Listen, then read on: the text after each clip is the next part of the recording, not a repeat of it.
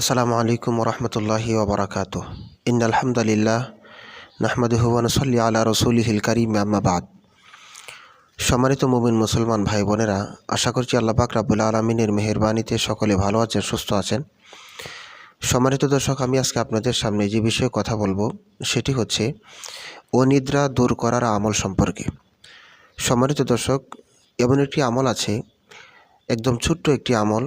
এই আমলটি করতে সর্বোচ্চ আপনার 1 মিনিট সময় লাগতে পারে। এই আমলের মাধ্যমে আপনি আপনার অনিদ্রা দূর করতে পারবেন। এই আমল করে আপনি যদি শুইতে যান বিছানার মধ্যে, তাহলে খুব ভালো ঘুম হবে আপনার। যদি আপনি এমন একজন ব্যক্তি হয়ে থাকেন যে আপনার ঘুম হয় না, আপনি শুয়ে রয়েছেন, যে ঘন্টার পর ঘন্টা চলে যাচ্ছে কিন্তু আপনার ঘুম আসছে না, তো আমি আপনাকে একটি আমলের কথা বলবো। এই আমলটি একদম ছোট একটি আমল। যদি আপনি এই আমলটি পূর্ণ ইয়াকিন আর বিশ্বাসের সাথে আপনি যদি করতে পারেন, ইনশাআল্লাহ আপনার ভালো ঘুম হবে। সম্মানিত দর্শক, আমলটি অত্যন্ত পরীক্ষিত এবং কোরআনই একটি আমল।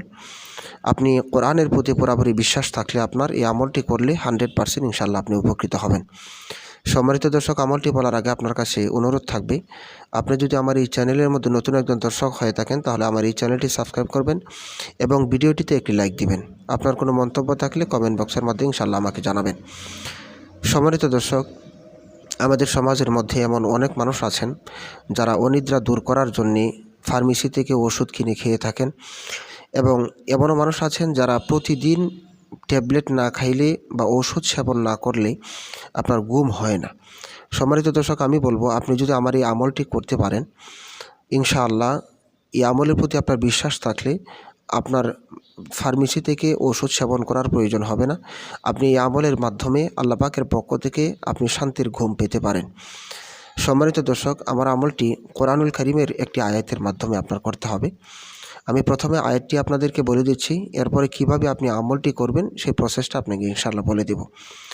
সম্মানিত দর্শক, আয়াতটি আপনি পেয়ে যাবেন কোরআনুল কারীমের সূরাতুল আহজাবের 56 নম্বর আয়াত। আয়াতটি হচ্ছে এমন, আল্লাহ পাক রব্বুল আলামিন এই আয়াতের মধ্যে বলেন, আউযু বিল্লাহি মিনাশ শাইতানির রাজীম, বিসমিল্লাহির রহমানির রহিম, ইন্নাল্লাহা ওয়া মালাইকাতাহু ইউসাল্লুনা আলান নবী ইয়া আইয়ুহাল্লাযীনা আমানু সাল্লু আলাইহি ওয়া সাল্লিমু তাসলিমা। সম্মানিত দর্শক, শুধু এতটুকু, এই আয়াতটি সূরাতুল আহজাবের 56 নম্বর এই আয়াতটি, এই আয়াতের মাধ্যমেই ইনশাআল্লাহ আপনার আমলটি করতে হবে। সম্মানিত দিনী ভাই, আপনি আমলটি কেমনে করবেন? রাসূল পাকের সুন্নত হচ্ছে, যখন আপনি শুইতে যাবেন, ঘুমানোর আগে ওযু করে ঘুমানো। কেন? কারণ হচ্ছে, মানুষ যখন ঘুমায়, তো ঘুমন্ত অবস্থায় মানুষ মৃত্যুবরণও করতে পারে। যদি আপনি ঘুমন্ত অবস্থায় কোনো ব্যক্তি মৃত্যুবরণ করে, তার ওযু যদি থাকে, তাহলে পবিত্র অবস্থায় সে মৃত্যুবরণ করলো। এই জন্য রাসূল পাকের সুন্নত হচ্ছে প্রথমে ঘুমানোর আগে ওযু করে নেওয়া। সম্মানিত দর্শক, ওযু করে আপনি যখন বিছানার মধ্যে যাবেন, পবিত্র বিছানার মধ্যে ঘুমানো। বিছানার মধ্যে যেন কোনো নাপাকি না থাকে, এদিকে খেয়াল করা। যদি নাপাকি থাকে তাহলে সেটা পরিষ্কার করে নেওয়া।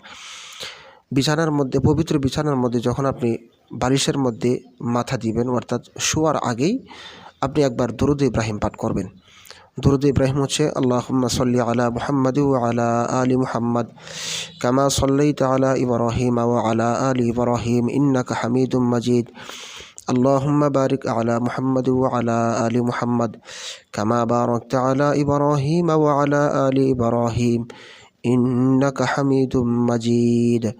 সম্মানিত দর্শক, এই দুরূদ ইব্রাহিম একবার পাঠ করার পরে আপনি পড়বেন, আউযু বিল্লাহি মিনাশ শাইতানির রাজীম, বিসমিল্লাহির রহমানির রহিম, ইন্নাল্লাহা ওয়া মালাইকাতাহু ইউসাল্লুনা আলান নবী ইয়া আইয়ুহাল্লাযীনা আমানু সাল্লু আলাইহি ওয়া সাল্লিমু তাসলিমা।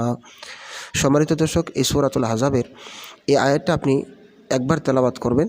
তেলাওয়াত করার পরে কয়েকবার ইস্তিগফার পড়বেন, আস্তাগফিরুল্লাহ আস্তাগফিরুল্লাহ আস্তাগফিরুল্লাহ।